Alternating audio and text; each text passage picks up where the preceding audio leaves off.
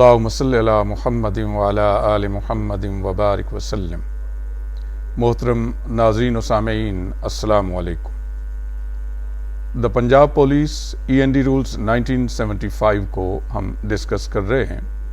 پچھلے سیشن میں ہم نے اس کا رول 1 ڈسکس کیا تھا، جس کا تعلق اس کے انٹروڈکشن سے تھا۔ آج ہم رول 2 ڈسکس کر رہے ہیں، جس کا تعلق ڈیفینیشن سے ہے۔ کچھ خاص الفاظ رولز کے اندر استعمال ہوتے ہیں جن کے معانی انہی رولز کے اندر سمجھنے کی ضرورت ہوتی ہے، اور رول سے نکال کر اگر انہیں دیکھا جائے یا سمجھا جائے تو غلطی کا امکان ہوتا ہے۔ گویا رولز کی ڈیفینیشنز انہی رولز کی کلیریفیکیشن اور سرٹن ٹرمز کی انڈرسٹینڈنگ کے لیے استعمال ہوتی ہیں۔ پنجاب پولیس END رولز 1975 کے اندر جو پہلا ورڈ سمجھنے کا ہے اسے ہم اکیوزڈ کہتے ہیں۔ عرف عام میں اکیوز سے مراد ہے کوئی بھی شخص جس پہ کوئی الزام لگ جائے، کسی کے اوپر کوئی ایلیگیشن لگ جائے۔ لیکن پولیس رولز 1975 کا اکیوزڈ اس شخص کو کہیں گے، اس خاتون یا مرد کو کہیں گے جو 2 طرح کی اہلیت رکھتا ہو۔ پہلی اہلیت کہ اس کا تعلق DSP سے نیچے کے کسی پوزیشن سے ہو، سکیل سے ہو، اس کو ہم جس کے اوپر یہ قانون لاگو ہوتا ہے۔ سب سے پہلا ورڈ یا سب سے پہلی ڈیفینیشن جو ریکوائرڈ ہے ان رولز میں وہ اکیوزڈ کی ہے۔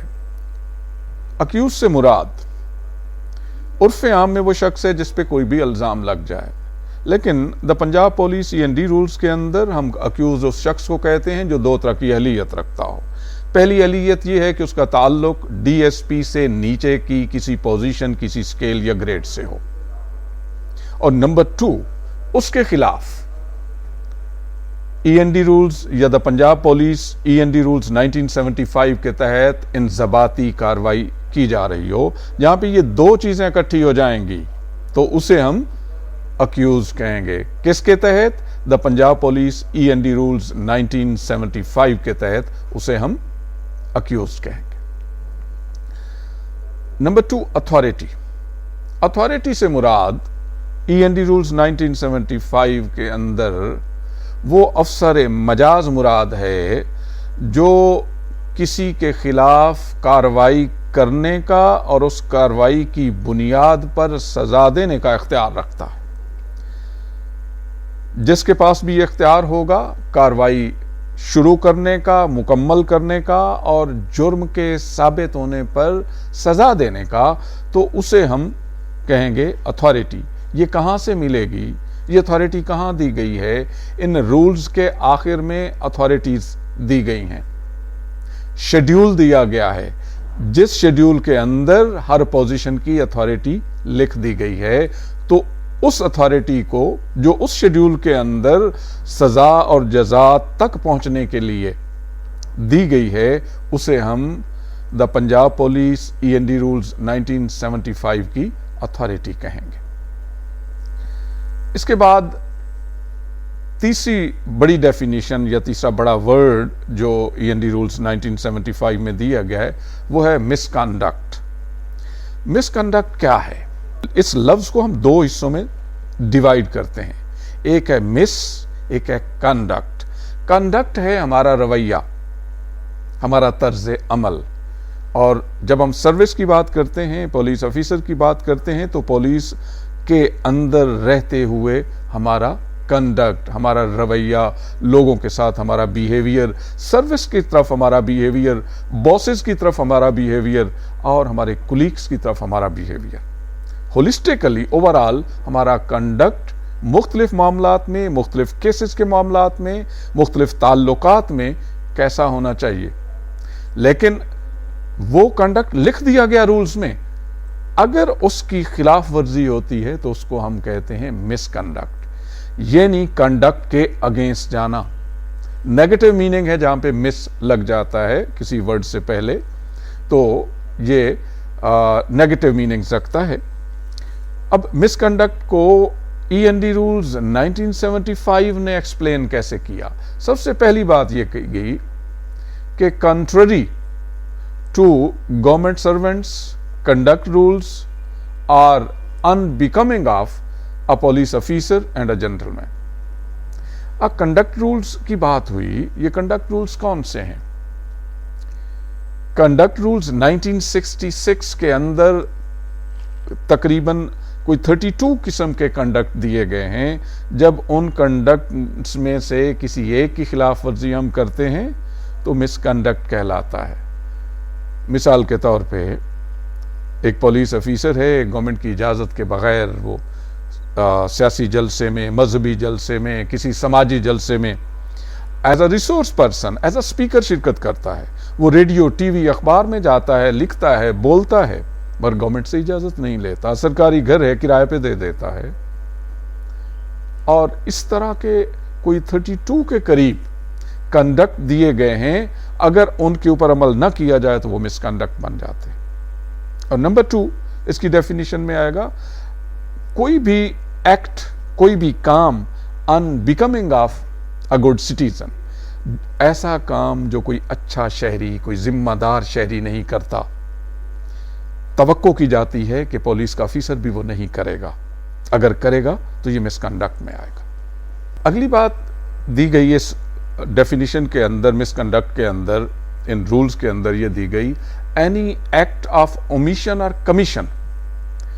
اومیشن اور کمیشن کیا ہوتا ہے؟ اومٹ کرنا، کسی کام کو چھوڑ دینا، کسی ڈیوٹی کو چھوڑ دینا. اور کمیشن کیا ہے؟ کمٹ کرنا، ایسا کام کمٹ کرنا جو رولز، پالیسیز یا کنڈکٹ رولز ہمیں اجازت نہیں دیتے. گویا جو کام کرنا ہے وہ نہ کرنا، جو نہیں کرنا وہ کرنا. تو یہ بھی مس کنڈکٹ کی ڈیفینیشن میں آئے گا. اور last but not the least, کہ اپنی اتھارٹی کے لیے، اپنی اتھارٹی پر سیاسی، غیر سیاسی، سماجی سفارش لے آنا، پوسٹنگ لینے کے معاملے میں، اپوائنٹمنٹ لینے کے معاملے میں، پوسٹنگ لینے کے معاملے میں، ٹرانسفر کے معاملے میں، پروموشن کے معاملے میں، تنخواہوں کے معاملے میں، کسی بھی معاملے میں کوئی سیاسی، غیر سیاسی دباؤ اپنی اتھارٹی کے لیے سیکھ کرنا، لے آنا، مس کنڈکٹ میں آئے گا. نیکسٹ ورڈ آتا ہے پنشمنٹ.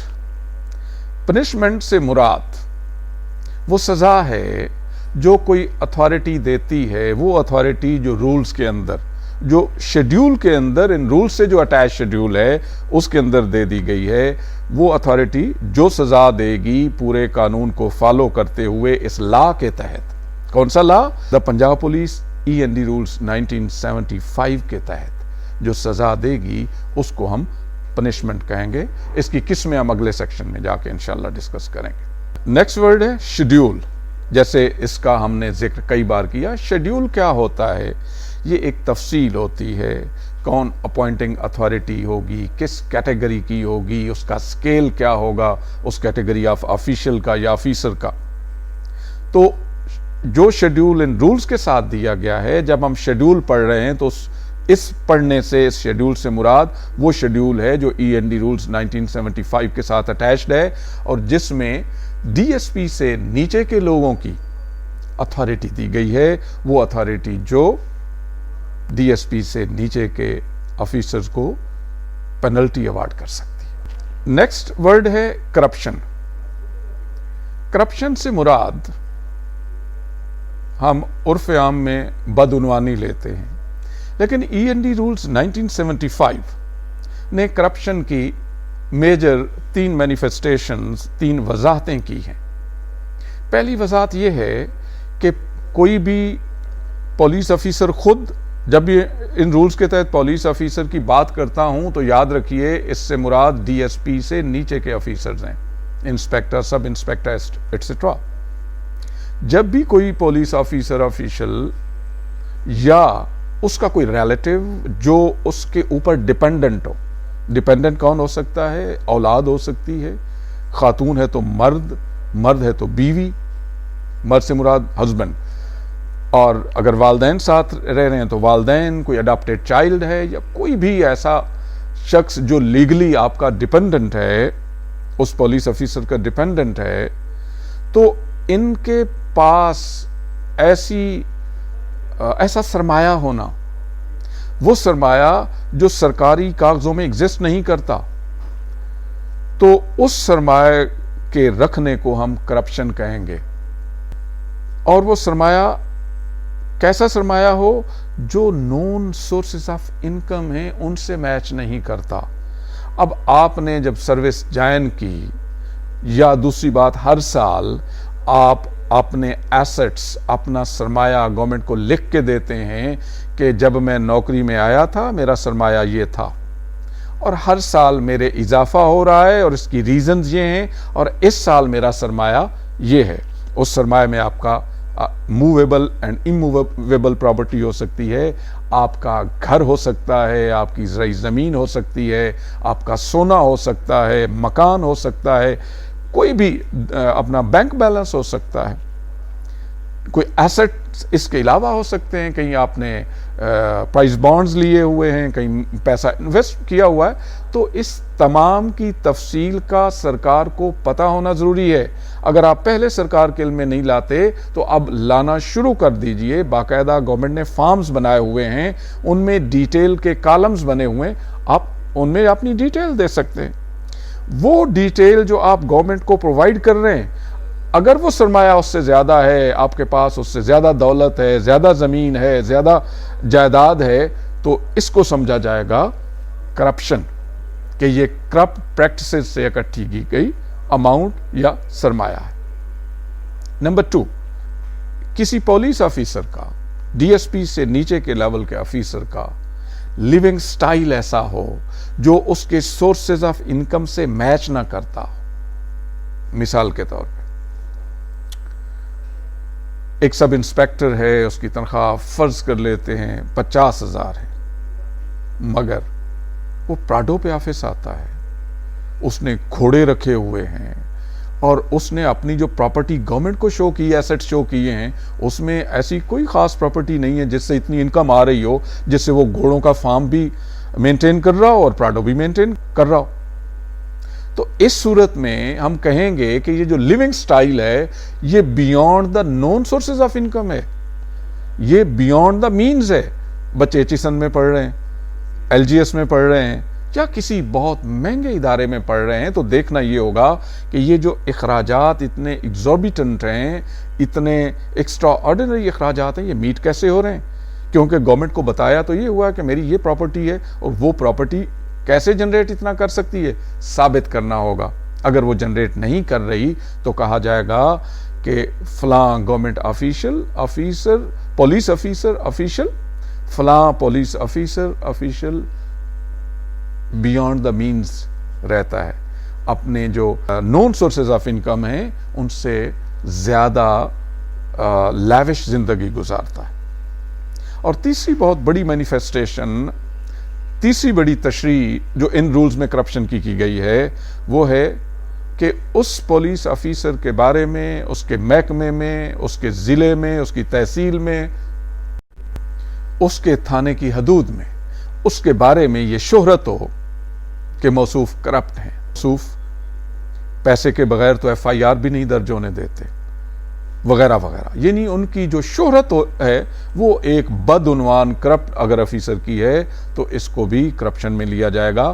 तो ये 3 मेजर मैनिफेस्टेशंस, तशरीहात END रूल्स 1975 ने करप्शन की तो हमने आज मोटी मोटी जो डेफिनेशंस डिस्कस की, उनमें देखिए सबसे पहले हमने देखा अक्यूज कौन होता है, नंबर 2 हमने देखा अथॉरिटी किसे कहते हैं इन रूल्स के तहत, इसी तरह फिर मिसकंडक्ट क्या होता है, मिसकंडक्ट के बाद हमने पनिशमेंट को डिस्कस किया, शेड्यूल को डिस्कस किया, last but not the least हमने करप्शन को डिस्कस किया। तो ये अहम डेफिनेशंस END रूल्स 1975 के अंदर दी गई हैं जिनको हमने डिस्कस किया है।